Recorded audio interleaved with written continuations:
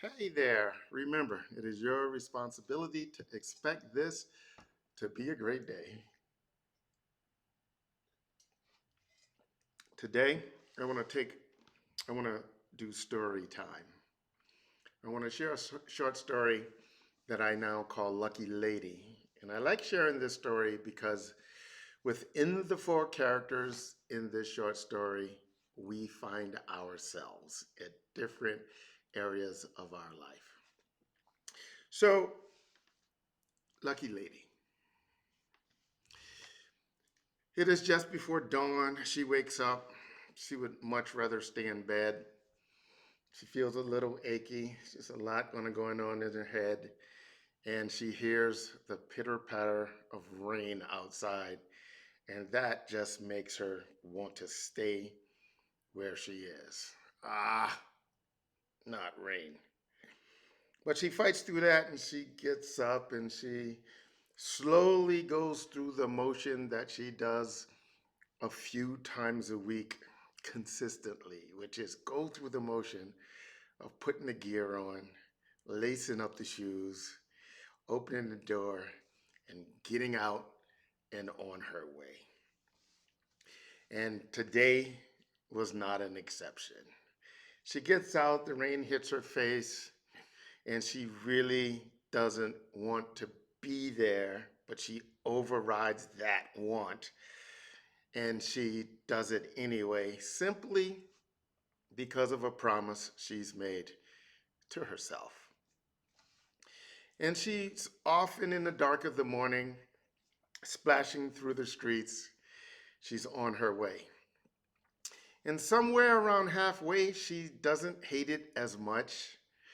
She's not thinking about how bad it feels. She's thinking about completely different things. And she's now no longer even thinking about the discomfort of the activity of her run. And in the last quarter of the run, she feels pretty good about herself for being there and for having the opportunity to do this, knowing that many people don't even have the chance to try to better themselves like this. So that inspires her. She passes the gentleman that she sees every single time she's out on her run. She's old and he seems old enough to be maybe her grandparent, and they nod as they always do. One of the two, I'm not going to tell you which one it is, thinks to themselves, man, that person is inspiring. They are dedicated. They are consistent. Towards the end of her run, she looks at her watch and she realizes, wow, she's very close to her best pace ever. On this day, on this rainy, gray day, she's just shy of her best pace ever.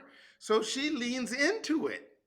She's she leans into it and she pushes herself even harder.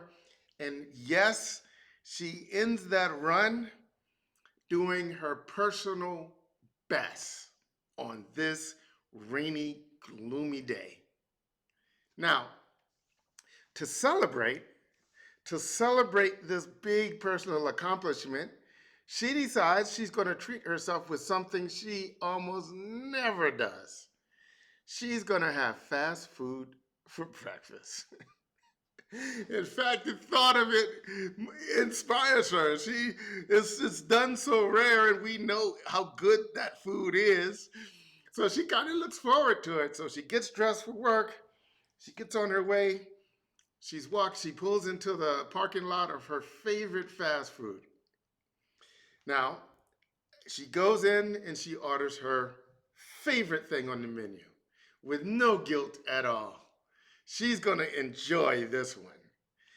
Unbeknownst to her, there's another lady her age, but she looks much older.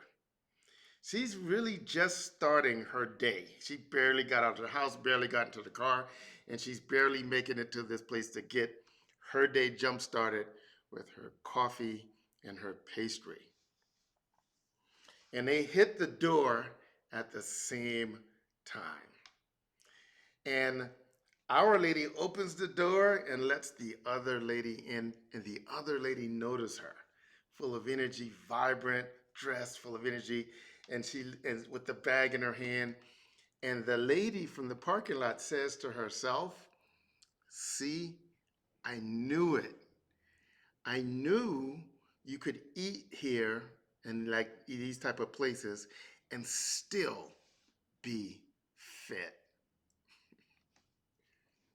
Then Our Lady goes on and she gets to work. She walks into work feeling just so good about herself and what she's been able to accomplish over the last many months that accumulated into her making her personal best today.